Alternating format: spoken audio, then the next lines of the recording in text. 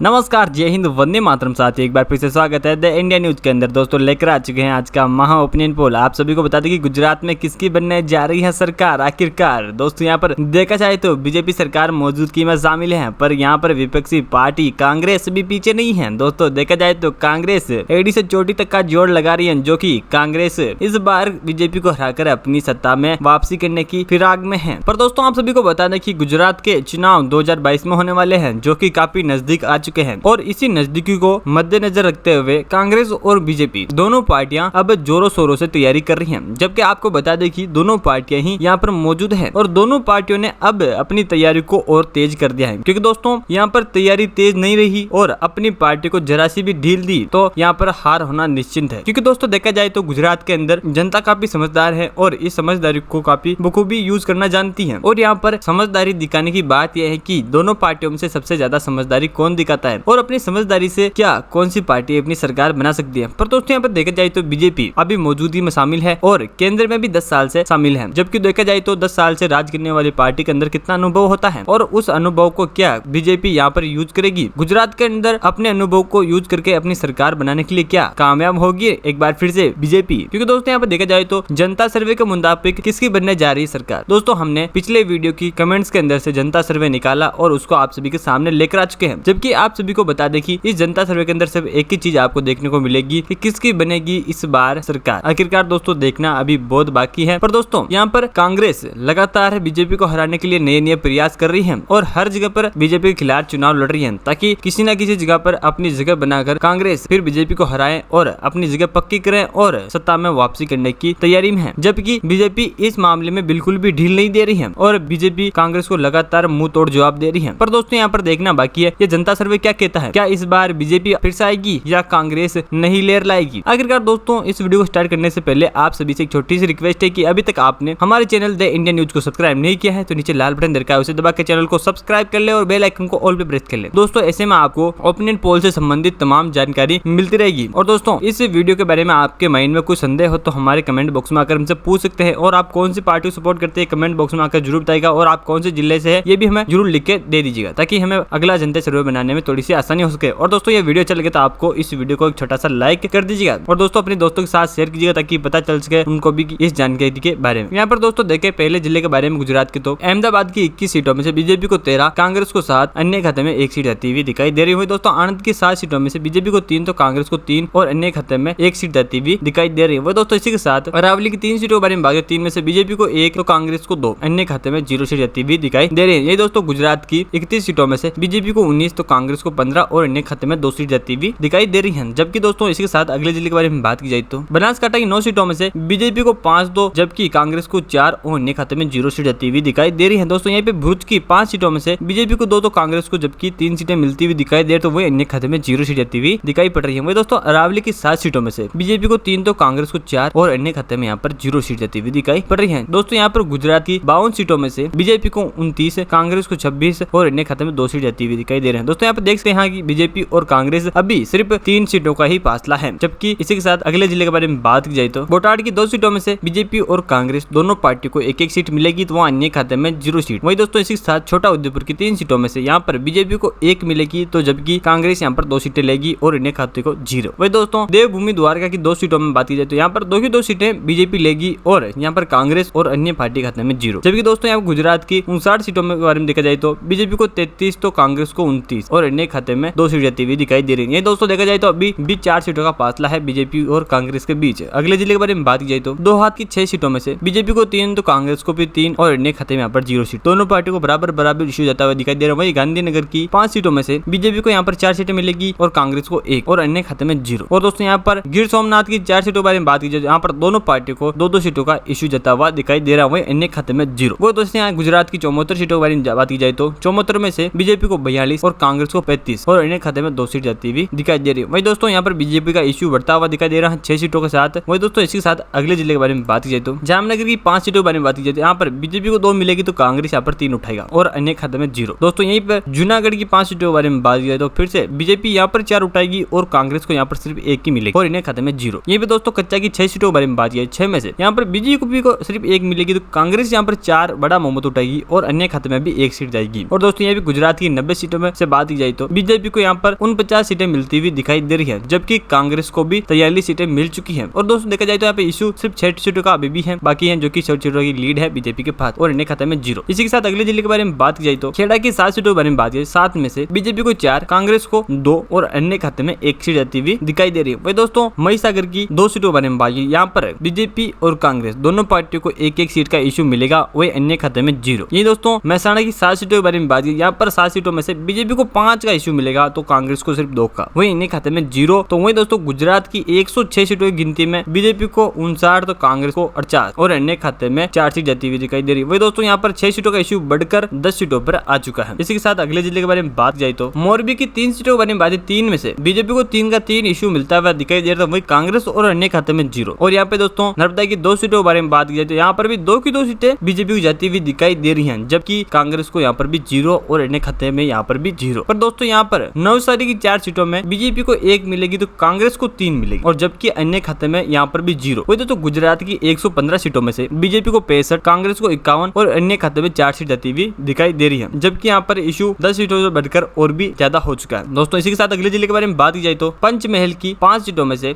BJP को 2, कांग्रेस को 3 और अन्य खाते में यहाँ पर 0 सीट जाएगी। इसी के साथ पाटन की 4 सीटों के बारे में बात की, यहाँ पर दोनों पार्टियों को बराबर का इशू मिलेगा, जबकि 2-2 सीटों का और अन्य खाते में यहाँ पर 0 जाएगी। जबकि पोरबंदर की 2 सीटों में से यहाँ पर भी बराबर का इशू मिलेगा, दोनों पार्टियों को 1-1 सीट मिलेगी, जबकि यहाँ पर भी अन्य खाते में 0 सीट ही जाएगी। वही दोस्तों गुजरात की 126 सीटों के बारे में बात की जाए तो बीजेपी यहाँ पर 70 सीटों पर अपनी अच्छी खासी लीड बना चुकी है, जबकि कांग्रेस को 57 सीटों पर है, जो कि वो भी लीड काफी अच्छी है और अन्य खाते में 4 सीट जाती हुई दिखाई दे रही है। जबकि इसी के साथ अगले जिले के बारे में बात की जाए तो राजकोट की 8 सीटों के बारे में बात है, 8 में से बीजेपी को 5, कांग्रेस को 3 और अन्य खाते में 0, जबकि इशू आधा है। और साबरकांठा की 4 सीटों के बारे में बात की, यहाँ पर साबरकांठा की 4 सीटों में बीजेपी को सिर्फ 1 मिलेगी तो कांग्रेस को यहाँ पर 3 मिलेगी और अन्य खाते में इशू सिर्फ 0 जाएगा। जबकि दोस्तों इसी के साथ सूरत की 16 सीटों के बारे में बात की जाए तो बीजेपी को यहाँ पर 8 सीटें मिलेगी, जो कि सबसे ज्यादा बहुमत दिखाई दे रहा है, और वही कांग्रेस को भी 6 सीटें मिलेगी तो अन्य खाते में यहाँ पर सिर्फ 2 सीटें मिलेगी। वही दोस्तों इसी के साथ गुजरात का 154 सीटों के बारे में बात की तो बीजेपी को यहाँ पर 24 का इशू तो वही कांग्रेस को 69 का, वही अन्य खाते में सिर्फ 6 सीटें जाती हुई दिखाई दे रही है। दोस्तों इसी के साथ बीजेपी ने अभी तक अपनी लीड को कामयाब रखा हुआ है। दोस्तों इसी के साथ अगले जिले के बारे में बात की जाए तो सुरेंद्रनगर की 5 सीटों के बारे में बात की, यहाँ पर बीजेपी को नुकसान होता हुआ दिखाई दे रहा है, जबकि 1 सीट मिल रही है, और यहाँ पर कांग्रेस को सबसे ज्यादा सीटें मिलती हुई दिखाई दे रही है, जो कि 4 हैं और अन्य खाते में 0। वही तापी की 2 सीटों के बारे में बात की, यहाँ पर 2 की 2 सीटें कांग्रेस को जाएगी और बीजेपी को 0 तो वही अन्य खाते में भी 0। वही दोस्तों डांग की 1 सीट के बारे में बात की, यहाँ पर डांग को भी 1 सीट है जो वो भी कांग्रेस के खाते में जाएगी और बीजेपी को 0 तो अन्य खाते में भी 0। वही दोस्तों गुजरात की 162 सीटों के बारे में बात की अब तो बीजेपी को 85 तो कांग्रेस को सिर्फ 75, 10 सीटों का अच्छा खासी लीड के साथ बीजेपी अभी मौजूद है और अन्य खाते में 6 सीट आती हुई दिखाई दे रही है। इसी के साथ दोस्तों अगले जिले के बारे में बात की तो वडोदरा की 9 सीटों के बारे में बात की, 9 में से बीजेपी को 7, कांग्रेस को 1 और अन्य खाते में भी 1 सीट आती हुई दिखाई दे रही है, जो कि दोस्तों बीजेपी 7 सीटों के साथ अपनी जीत का पक्का करने के लिए तैयार है। वहीं वेलसाइड की 5 सीटों में से बीजेपी को 1 तो कांग्रेस को यहाँ पर बड़ा बहुमत 4 सीटें मिलेगी और अन्य खाते में यहाँ पर 0। अब दोस्तों देखा जाए गुजरात की 182 सीटों में से 182 गिनती कंफर्म हो चुकी है, और अब हम आपको बता दें कि बीजेपी को यहाँ पर 93 सीटें मिलती हुई दिखाई दे रही है। बीजेपी को अच्छी खासी लीड के साथ 93 सीटें मिलती हुई दिखाई दे रही है। वहीं कांग्रेस पीछे नहीं है, 82 सीटों पर अपनी लीड को सिर्फ 11 पॉइंट से पीछे है, वहीं अन्य खाते में 7 सीटें जाती हुई दिखाई दे रही है। पर दोस्तों यहाँ पर देखा जाए तो 7 सीटों की लीड यहाँ पर मायने नहीं रखती है, क्योंकि दोस्तों 7 सीटें पार्टी कांग्रेस अपना जोर लगाए तो पार कर सकती है, जबकि यहाँ पर देखा जाए तो बीजेपी ने अपनी सांस के दम पर यहाँ पर 93 सीटों की लीड पर दिखाई दे रहा है, जो कि दोस्तों जनता सर्वे कहता है कि एक बार फिर से बीजेपी का आना तय है। पर दोस्तों हम आपको ये जनता सर्वे कंफर्म नहीं कर रहे हैं, क्योंकि दोस्तों अभी तक सभी जनता ने, जो कि गुजरात की हर एक जनता ने हमारे कमेंट बॉक्स में आके कमेंट तो नहीं किया है, पर दोस्तों जो लोग कमेंट किया है उसी के हिसाब से ये जनता पोल हमने जारी किया है। पर दोस्तों आपको इस जनता पोल से कुछ दिक्कत हो तो हमारे कमेंट बॉक्स में हमें आकर पूछ सकते हैं, और आप कौन सी पार्टी को सपोर्ट करते हैं ये भी हमें बता सकते हैं, क्योंकि दोस्तों हम आपकी कमेंट के अनुसार ही अगला जनता सर्वे अपलोड करने वाले हैं। दोस्तों आप चाहते हैं कि जनता सर्वे थोड़ा सा अलग है तो आप अपनी कमेंट बॉक्स में आकर कमेंट राय दीजिए, ताकि हम नेक्स्ट जनता सर्वे आप कमेंट के ऊपर भी बना देंगे। और दोस्तों हमें जरूर बताइएगा कि इसमें की सरकार आएगी, गुजरात के अंदर कौन अपनी सरकार बना पाएगा, ये भी दोस्तों जरूर बताएगा। बीजेपी कांग्रेस सिर्फ दोनों ही बहुमत है, और दोनों में से कौन अपनी सरकार बनाने के लिए तैयार है। वही दोस्तों आप हमारे चैनल द इंडिया न्यूज पे पहली बार विजिट करें तो नीचे लाल बटन दिखेगा, उसे दबाकर भी सब्सक्राइब कर लीजिएगा चैनल को, और बेल आइकन को ऑल पे प्रेस कर लीजिए। दोस्तों ऐसे में आपको ओपिनियन पोल से संबंधित तमाम जानकारी मिलती रहेगी हमारे द्वारा। और दोस्तों वीडियो को लाइक कीजिएगा, अपने दोस्तों के साथ शेयर अवश्य कीजिएगा। मिलता है नेक्स्ट वीडियो, तब तक के लिए जय हिंद, आपका दिन बहुत बहुत शुभ हो।